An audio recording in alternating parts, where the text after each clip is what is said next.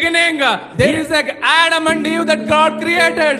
ಪ್ರಾರಂಭದ ದಿನಗಳಲ್ಲಿ ಆದಿಯಲ್ಲಿ ದೇವರು ಆದಾಮನನ್ನು ಹವ್ವಳನ್ನು ಉಂಟು ಮಾಡಿದನು. Hallelujah. Hallelujah. You know, God created man himself in his image. ದೇವರ ಮನುಷ್ಯನನ್ನು ತನ್ನ ಹೋಲಿಕೆಗೆ ತಕ್ಕಂತೆ ಅವನನ್ನು ಉಂಟು ಮಾಡ್ತಾನೆ. He blessed them. ಅವನನ್ನು ಆಶೀರ್ವದಿಸಿದನು. He said, authority belongs to you. ಆತನು ಹೇಳ್ತಾನೆ, ಎಲ್ಲಾ ಸೃಷ್ಟಿಯ ಮೇಲೆ ನಿನಗೆ ಅಧಿಕಾರವನ್ನು ಕೊಟ್ಟಿದ್ದೇನೆ ಎಂಬುದಾಗಿ ದೇವರು ಹೇಳ್ತಾನೆ. Then came Satan. ಅದಾದ ಮೇಲೆ ಸೈತಾನನಲ್ಲಿ ಬರ್ತಾನೆ. ಅಲ್ಲಿಗೆ came in like a snake. ಆತನ ಹಾವಿನ ರೂಪದಲ್ಲಿ ಅಲ್ಲಿ ಬರ್ತಾನೆ. And defeated them. ಆ ಒಂದು ವ್ಯಕ್ತಿಯನ್ನು ಆತನು ಸೋಲಿಸುತ್ತಾನೆ.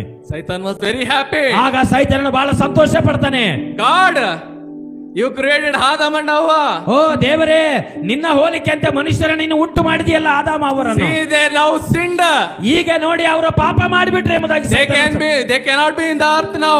ಇದರ ಮೇಲೆ ಅವರಿಗೆ ಯಾವುದೇ ಅಧಿಕಾರ ಇರುವುದಿಲ್ಲ ಈಗ. They don't have any authority now. ಅವರಿಗೆ ಯಾವುದೇ ಅಧಿಕಾರ ಇನ್ನು ಇರುವುದಿಲ್ಲ. The mankind history is over. ಮನುಷ್ಯನ ಜನಾಂಗ ಅಲ್ಲಿಗೆ ಮುಕ್ತಾಯ ಆಯ್ತು ಎಂಬುದಾಗಿ ಸೈತಾನನು ಹೇಳ್ತಾನೆ. They sinned against you. ಅವರು ನಿನಗೆ ವಿರುದ್ಧವಾಗಿ ಪಾಪ ಮಾಡಿದ್ದಾರೆ. God also thought, okay, these people have sinned against me now. ಆಗ ದೇವರು ಕೂಡ ಯೋಚನೆ ಮಾಡ್ತಾರೆ, ಈ ಮನುಷ್ಯರು ನನಗೆ ವಿರುದ್ಧವಾಗಿ ಪಾಪ ಮಾಡಿದ್ದಾರೆ. I should be ending the earth, right? I should be ending the earth now. ನಾನು ಅವರನ್ನು ಮತ್ತೆ ಮುಕ್ತಾಯ ಮಾಡಬೇಕೆಂಬುದಾಗಿ ಯೋಚಿಸಲಿಲ್ಲ. I should be ending the earth now. ನಾನು ಈಗ ಈ ಭೂಮಿಯನ್ನು ನಾನು ಮುಗಿಸಿ ಬಿಡೋಣವಾ ಅಂತ. There is no one left now. ಯಾಕಂದ್ರೆ ಯಾರು ಅಲ್ಲಿಲ್ಲ. They have sinned against me.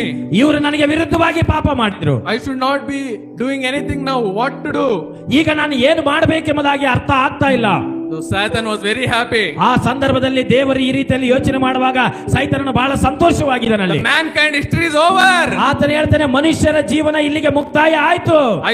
I can be victorious in the earth now. ನಾನು ಈ ಭೂಮಿ ಮೇಲೆ ಜಯ ಹೊಂದಿದ್ದೇನೆ, ನನ್ನನ್ನು ದೂರಿಸುವವರು ಯಾರು ಇಲ್ಲ ಎಂಬುದಾಗಿ ಸೈತಾನನು ಸಂತೋಷ ಪಡ್ತಾನೆ. But remember, ಈಗ ನೆನಪಿಟ್ಕೊಳ್ರಿ, always again and again and again and again, ಮತ್ತೆ ಮತ್ತೆ ತಿರುಗಿ God has one more.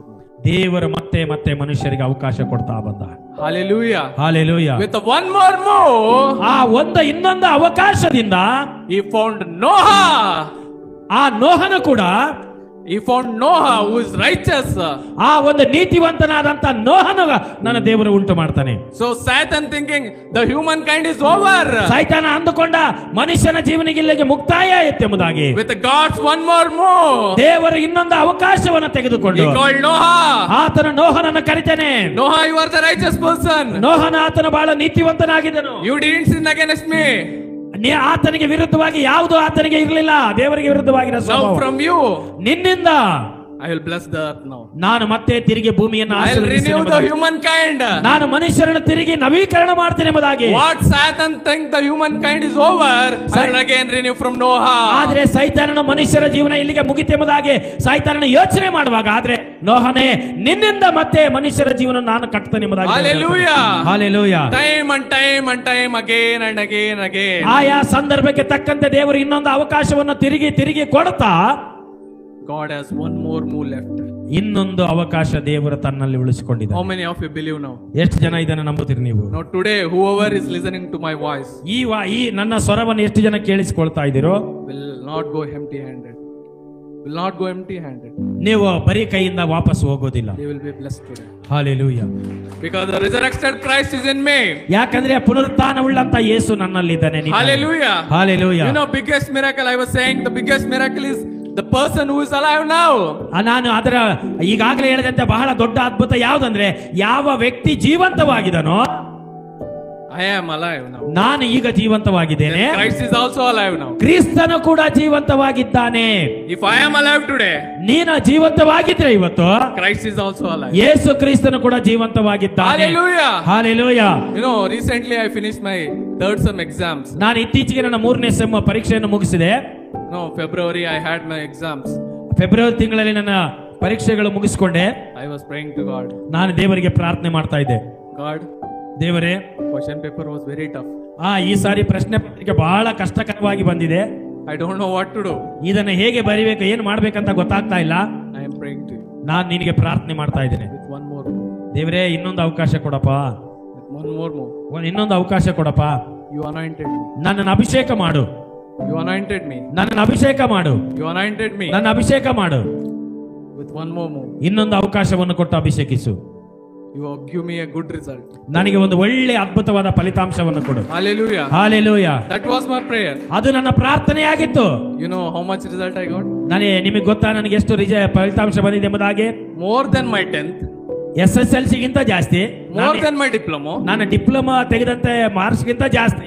Where I was full time studying. ನಾನು ಅವ ಪೂರ್ತಿ ಓದ್ತಾನೆ ಇದ್ದೆ ಅವಾಗ. Full time studying 10th diploma. ನಾನು ಡಿಪ್ಲೊಮಾ ಮತ್ತು SSLC ನಾನು ಓದ್ತಾನೆ ಇದ್ದೆ. ಆ ಟೈಮಲ್ಲೂ ಇಷ್ಟು ಮಾರ್ಕ್ಸ್ ಬರಲಿಲ್ಲ ನನಗೆ. In the third sem. ಆದ್ರೆ ಮೂರನೆಯ with all the works.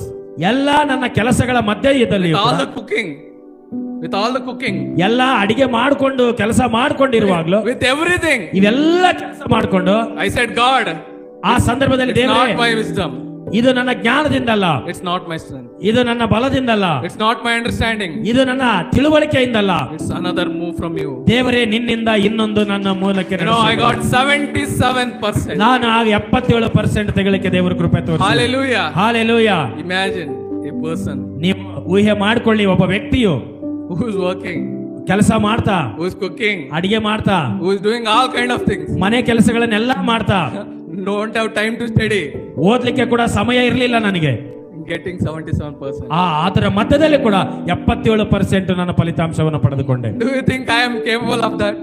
ನಾನು ಅದನ್ನು ಹೊಂದಿಕೊಳ್ಳಿಕ್ಕೆ ನಿಜವಾಗಿ ನಾನು ಯೋಗ್ಯನಾಗಿರಬಹುದಾ? ನೀವು ಯೋಚನೆ ಮಾಡಿ. No. ಇಲ್ಲ. Because he is alive. ಯಾಕಂದ್ರೆ ಆತನು ಜೀವಂತವಾಗಿದೆ. He never makes me the tail, he makes me the head.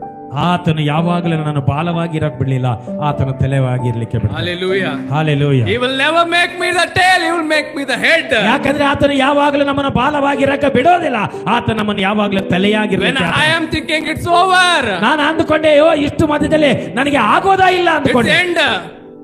It's end now, I will leave my course now. ನಾನು ಇನ್ನು ಮುಂದೆ ಓದ್ಲಿಕ್ಕೆ ಆಗೋದಿಲ್ಲ, ಇಲ್ಲಿಗೆ ಮುಗಿಸೋಣ ಅಂತ ಅಂದ್ಕೊಂಡೆ ನಾನು. Time and time, again and again and again and again. ಆದ್ರೆ ಮತ್ತೆ ಸಮಯ, ಅವಕಾಶ, ಸಂದರ್ಭಗಳಲ್ಲಿ ದೇವರು ನನಗೆ ಒಂದು ಅವಕಾಶವನ್ನು ಕೊಟ್ಟ. God has proved he has one more mole left in me. ನಾನು ಒಂದು ಮಹತ್ತಾದ ಕಾರ್ಯಗಳನ್ನು ಮಾಡ್ತೇನೆ ಎಂಬುದಾಗಿ ದೇವರು ನನ್ನ ಜೀವನದ ಮುಖಾಂತರವಾಗಿ ಆತನ ಸಾಬೀತುಪಡಿಸಿದ್ದಾನೆ. Hallelujah. Hallelujah.